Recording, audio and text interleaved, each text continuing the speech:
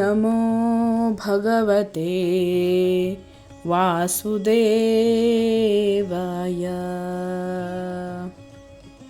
ಹರೇ ಕೃಷ್ಣ. ಶ್ರೀಮದ್ ಭಾಗವತದಲ್ಲಿ 2ನೇ ಸ್ಕಂದದ 1ನೇ ಅಧ್ಯಾಯ, ಅದರಲ್ಲಿ ಮೊದಲ 8 ಶ್ಲೋಕಗಳನ್ನು ನಾವು ಈಗಾಗಲೇ ಮುಗಿಸಿದ್ದೇವೆ. ಇವತ್ತಿನ ವಿಡಿಯೋದಲ್ಲಿ 1ನೇ ಅಧ್ಯಾಯದ 9ನೇ ಶ್ಲೋಕವನ್ನು ನೋಡ್ತಾ ಹೋಗೋಣ. ಹಾಗೆಯೇ ಅದರ ಮುಂದಿನ ಶ್ಲೋಕಗಳನ್ನು ನೋಡೋಣ. ಪರಿನಿಷ್ಠಿತೋಪಿ ನೈರ್ಗುಣ್ಯ ಉತ್ತಮ ಶ್ಲೋಕಲೀಲಯ ಗೃಹೀತ ಚೇತಾರಾಜರ್ಷೇ ಆಖ್ಯಾನಂ ಯದಧೀತವಾನ್. ಎಲೈ ರಾಜ ಋಷಿಯೇ, ನಾನು ಪರಿಪೂರ್ಣವಾಗಿ ಅಲೌಕಿಕದಲ್ಲಿ ನೆಲೆಯುಳ್ಳವನಾಗಿದ್ದೆ. ಆದರೂ ಪ್ರಬೋಧಕರ ಶ್ಲೋಕಗಳಿಂದ ವರ್ಣಿತನಾದ ಭಗವಂತನ ಲೀಲೆಗಳ ವ್ಯಾಖ್ಯಾನದಿಂದ ಆಕರ್ಷಿತನಾದೆ. ಈ ರೀತಿಯಾಗಿ ಶ್ರೀ ಶುಕ ಮಹರ್ಷಿ ಪರೀಕ್ಷಿತ ಮಹಾರಾಜನಿಗೆ ಹೇಳುತ್ತಾ ಇದ್ದಾನೆ. ಮೊದಲಿಗೆ ಪರಮಸತ್ಯವನ್ನು ದಾರ್ಶನಿಕ ಊಹೆಯ ಬಲದಿಂದ ನಿರಾಕಾರ ಬ್ರಹ್ಮನಾಗಿ ಕಾಣಲಾಗುತ್ತದೆ. ಅನಂತರ ಲೋಕೋತ್ತರ ತಿಳುವಳಿಕೆಯ ಮತ್ತಷ್ಟು ಹೆಚ್ಚಿನ ಪ್ರಗತಿಯಿಂದ ಪರಮಾತ್ಮ ಎಂದು ಗುರುತಿಸಲಾಗುತ್ತದೆ. ಆದರೆ ಭಗವಂತನ ಅನುಗ್ರಹದಿಂದ ನಿರಾಕಾರವಾದಿಯಾದವನು ಶ್ರೀಮದ್ ಭಾಗವತದ ಉತ್ತಮ ನಿರೂಪಣೆಗಳಿಂದ ತಿಳುವಳಿಕಸ್ಥನಾದರೆ ಅವನು ಕೂಡ ಭಗವಂತನ ದಿವ್ಯ ಭಕ್ತನಾಗಿ ಮಾರ್ಪಾಡುತ್ತಾನೆ.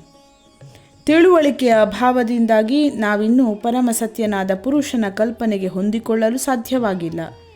ಮೂಢರಾದ ನಿರಾಕಾರವಾದಿಗಳು ಭಗವಂತನ ವ್ಯಕ್ತಿಗತ ಲೀಲೆಗಳನ್ನು ಅಲ್ಲಗಳೆಯುತ್ತಾರೆ. ಆದರೆ ವಿವೇಕಪೂರ್ಣವಾದ ತರ್ಕ ವಾದಗಳೊಂದಿಗೆ ಪರಮಸತ್ಯದ ಬಳಿ ಸಾರುವ ದಿವ್ಯ ಪ್ರಕ್ರಿಯೆಯೂ ಸೇರಿದರೆ ಎಂತಹ ಅಪ್ಪಟ ನಿರಾಕಾರವಾದಿಗಳು ಕೂಡ ಭಗವಂತನ ವ್ಯಕ್ತಿಗತ ಕಾರ್ಯಗಳಿಂದ ಆಕರ್ಷಿತರಾಗಲು ಸಹಾಯವಾಗುತ್ತದೆ. ಶುಕ ಮುನಿಗಳಂತಹವರು ಯಾವ ಐಹಿಕ ಕಾರ್ಯಗಳಿಂದಲೂ ಆಕರ್ಷಿತರಾಗಲಾರರು. ಆದರೆ ಉತ್ತಮ ವಿಧಾನದಿಂದ ಮನಗಾಣುವಂತಾದರೆ ಅವರಂತಹ ಭಕ್ತರು ಖಂಡಿತವಾಗಿ ಭಗವಂತನ ಲೋಕೋತ್ತರ ಕಾರ್ಯಗಳಿಂದ ಆಕರ್ಷಿತರಾಗುತ್ತಾರೆ. ಭಗವಂತನು ಲೋಕೋತ್ತರನಾದವನು, ಅಂತೆಯೇ ಆತನ ಲೀಲೆಗಳೂ ಲೋಕೋತ್ತರವಾಗಿದೆ. ಭಗವಂತನು ನಿಷ್ಕ್ರಿಯನೂ ಅಲ್ಲ, ನಿರಾಕಾರನೂ ಅಲ್ಲ. ಮುಂದಿನ ಶ್ಲೋಕ 10ನೆಯ ಶ್ಲೋಕ. ತದಹಂ ತೇಭಿದಾಸ್ಯಾಮಿ ಮಹಾಪೌರುಷಿಕೋ ಭವಾನ್ ಯಸ್ಯ ಶ್ರದ್ಧತಾಮಾಶು ಸ್ಯಾನ್ಮುಕುಂದೇ ಮತಿಃ ಸತಿ. ಆ ಶ್ರೀಮದ್ ಭಾಗವತವನ್ನೇ ನಿನ್ನ ಮುಂದೆ ಹೇಳುತ್ತೇನೆ, ಏಕೆಂದರೆ ನೀನು ಶ್ರೀಕೃಷ್ಣನ ಅತ್ಯಂತ ಪ್ರಾಮಾಣಿಕ ಭಕ್ತ. ಶ್ರೀಮದ್ ಭಾಗವತ ಶ್ರವಣಕ್ಕೆ ಪೂರ್ಣ ಗಮನವನ್ನು ಗೌರವವನ್ನು ಯಾರು ನೀಡುತ್ತಾರೋ ಅವನು ಮೋಕ್ಷದಾಯಕನಾದ ಪರಮ ಪ್ರಭುವಿನಲ್ಲಿ ನಿಶ್ಚಲ ಶ್ರದ್ಧೆಯನ್ನು ಹೊಂದುತ್ತಾನೆ. ಮುಂದಿನ ಶ್ಲೋಕ 11ನೆಯ ಶ್ಲೋಕ. ಏತನ್ನಿರ್ವಿದ್ಯಮಾನಾನಾಮಿಚ್ಛತಾಮಕುತೋ ಭಯಂ ಯೋಗಿನಾಂ ನೃಪನಿರ್ಣೀತಂ ಹರೇರ್ನಾಮಾನುಕೀರ್ತನಂ. ಎಲೈ ರಾಜನೇ, ಮಹಾ ಆಚಾರ್ಯರ ಮಾರ್ಗಗಳಲ್ಲಿ ಭಗವಂತನ ಪುಣ್ಯನಾಮದ ನಿರಂತರ ಕೀರ್ತನೆಯು ಎಲ್ಲರಿಗೂ ನಿಸ್ಸಂದೇಹವಾದ ಮತ್ತು ನಿರ್ಭಯವಾದ ಯಶಸ್ಸಿನ ಮಾರ್ಗವಾಗಿದೆ.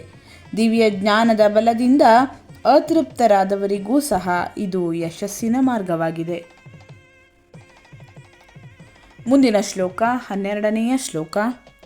ಕಿಂ ಪ್ರಮತ್ತಸ್ಯ ಬಹುಭಿಃ ಪರೋಕ್ಷ್ಯೈರ್ಹಾಯನೈರಿಹ ವರಂ ಮುಹೂರ್ತಂ ವಿದಿತಂ ಘಟಿತೆ ಶ್ರೇಯಸೇ ಯತಃ.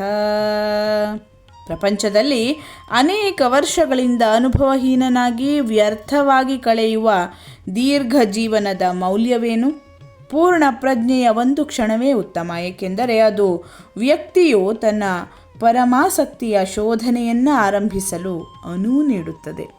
ಈ ರೀತಿಯಾಗಿ ಶ್ರೀ ಶುಕ ಮಹರ್ಷಿಗಳು ಪರೀಕ್ಷಿತ ರಾಜನಿಗೆ ದಿವ್ಯವಾದ ಸಂದೇಶವನ್ನು ನೀಡ್ತಾ ಇದ್ದಾರೆ. ಮುಂದೆ ಏನು ಹೇಳಿದರು ಅವರು ಅನ್ನೋದನ್ನು ಮುಂದಿನ ವಿಡಿಯೋದಲ್ಲಿ ನೋಡ್ತಾ ಹೋಗೋಣ.